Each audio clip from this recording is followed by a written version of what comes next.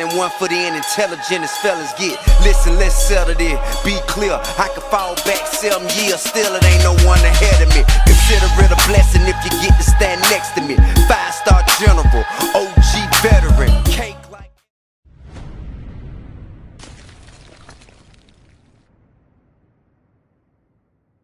What's up, everybody? Welcome to Bios3 Raw TV. Well, today I want to share with you guys a eureka moment that I had earlier today. And I myself am responsible for actually using this terminology that I'm going to completely fucking destroy right now. So I am just as much to blame as the next person, but I want things to change. I really do want things to change. So I think change begins with one person putting out a different point of view that get other people to think, and that creates change. So that's what we're going to do today. So I have actually kind of changed my views on like clean and dirty foods, and I say, you know, like I don't want to really label them as clean because it's not the proper terminology, and I get where people can get confused. So I say healthy, micro-dense foods rather than, you know, clean foods, you know, and instead of saying, you know, dirty foods, like, you know, dirty bulk, I say it's like junk food. It's food that really doesn't contain a whole lot of nutrition, that is very high calorie dense, contains a lot of, you know, preservatives and shit that they put in it, processed foods. That's the junk food, which I think is more of a better term for it. And I was watching another video today, and I've seen it over and over and over again. You know, these people that have unhealthy relationships with food. And I kind of stepped back for a second, and I was like, there's your fucking problem right there. You have a relationship with food. What the fuck? I have a relationship with Erin. I have a relationship with my parents. I have a relationship with my friends. I have a relationship with Brady. I don't have a relationship with something sitting on my fucking plate in front of me that is nourishment for my body. When you have a relationship with food, okay, food is now your fucking friend. That is a fucking problem. And it's not necessarily an eating disorder, but it's a fucking problem. When you start fucking looking at that food in that plate, and it is so important to you, and you start rationalizing shit and thinking fucking weird and making bad decisions based on what you're going to put on a plate, that's a problem. And that's a huge problem, I think, with, you know, a lot of these people who, they like to rationalize why they eat stuff like Pop-Tarts and this and that. Don't get me wrong, I like Pop-Tarts too. I like fucking candy, I like Jolly Ranchers, I love Swedish Fish. It's my favorite fucking thing ever. I love gummy bears, shit like that. But I don't have a relationship with those fucking foods. Okay, if I want to eat them, I take a fucking handful of them, I eat them, and I don't fucking freak out about it. I don't fucking worry about it, I don't think about it, I just fucking leave it in the past. Hey, I eat it, big fucking deal. You know, I don't go to the gym to try to outrun the calories and try to fucking burn the calories off. I don't fucking starve myself the next day. I said, I had some fucking Swedish Fish, big goddamn fucking deal. I don't have a relationship with food. Now, if I had, let's say, an argument with Erin, that's going to affect me. Okay, why? Because I have a relationship with her. I care about her. You shouldn't care about food. I've actually had people start my diet plans and get very upset when you pull a certain food. One of it was Quest bars. I remember back in the day when certain bikini competitors, you pull a Quest bar to the diet and they fucking lose their shit. They're actually upset with you for a fucking week because you pulled a Quest bar out of their fucking diet. Guess what? If a Quest bar is that important to you, you have a fucking problem. Period. There's no ifs, ands, or buts about it. You need to fucking look at yourself. There's a lot of people that talk about balance and this and that, and what I really find interesting is the people that talk about balance, they're the motherfuckers that go the most unbalanced very frequently. They'll be like, I'm dead serious. You'll see someone talk about like, oh, I don't want to restrict myself and I don't want to do this. I get it. But the bottom line is you are the one going on fucking binges. Because you come back, you go, I had this episode, and I had a couple of cookies, and I just couldn't stop, so I basically ate a box of cookies.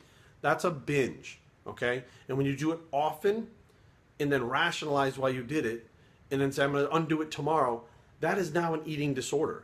That is a poor relationship with your fucking brain, not the food, okay? Your brain has the problem, okay? So it's very tricky, and you can get trapped into this whole, you know, it sounds good, balance and this and that. Some people just cannot have balance. They can't.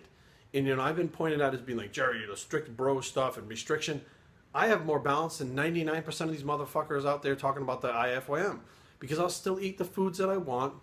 I'll still eat chicken and rice if I feel like it. I'll still eat rice cakes if I feel like it. But all those motherfuckers talking about IFYM are fucking punching their shit into MyFitnessPal to try to make it fit. I just go eat it. And I say, I ate a fucking burger. I don't know how many calories are in it. I don't give a fuck. It's not going to affect me. I don't have a relationship with MyFitnessPal or my food. No, don't get me wrong. MyFitnessPal is good to track food, to know what you're putting in there. But the obsessiveness with the IFYM macro counting to make sure you fit in that slice of pizza, you now have like an obsessive disorder happening, this type of OCD, about how you're going to fit that piece of pizza into your fucking macros. Okay? P28 bread. Okay, here's a quick little story about P28 bread. I was using it last year, 2 years ago, to diet for a show. And I would have like one slice, I'd fit 1 or 2 slices, whatever it was. At the end of the day, I would fit that in with my macros. It was very IFYM. And it got to a point where I was running out of the bread. Okay? And you couldn't buy it anywhere around here. You had to order it online, which would take a few days. I would then be out of the bread. I started to actually get kind of anxiety and kind of panicky that I was going to run out of P28 bread. I looked so forward to that piece of bread at the end of the day with a little bit of fucking their peanut butter spread and a little bit of non-fat jelly. I looked so forward to that at the end of the day. It became not the food, but the ritual of actually making it, sitting down, going through the process. It became its own entity, that whole period of time that I started to freak out. And I stepped back, just like I did with Diet Coke a few years ago when I was drinking like a fucking gallon a day. When I step back and say, why do I have this issue with this fucking food? I need to get fucking control of myself. I don't rationalize it. I don't say it's okay to obsess about shit like that. When you're obsessing about fucking food, that's not okay.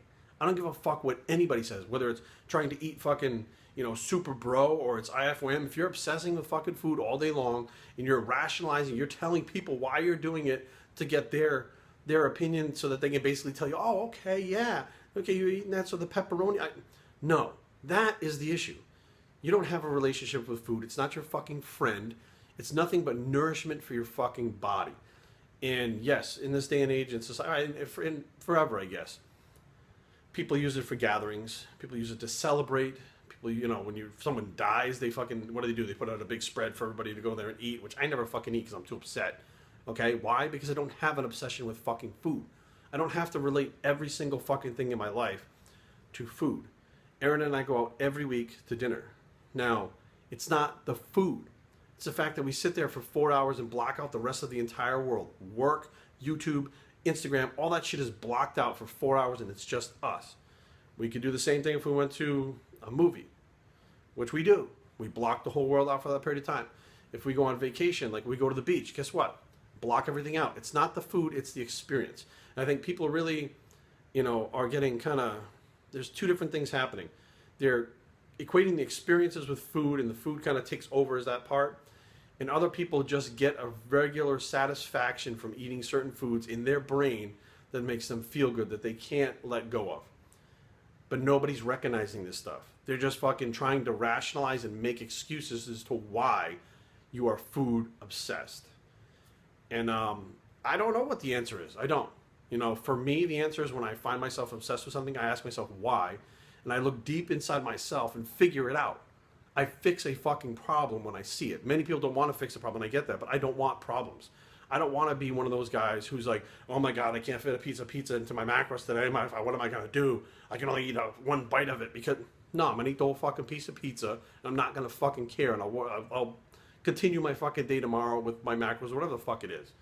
That's just me at 40 years old and how I do it now. But, I definitely think that there's a problem if you have a relationship with food. It's not your fucking friend. It's not your buddy. It's not your family. It's your fucking fuel. Bios3training@gmail.com. Leave comments down below, but don't fight. www.bios3training.com is a blog. It's food is fuel. Let's get that bicep up there. The food is fuel bicep. Boop, boop, and we're out.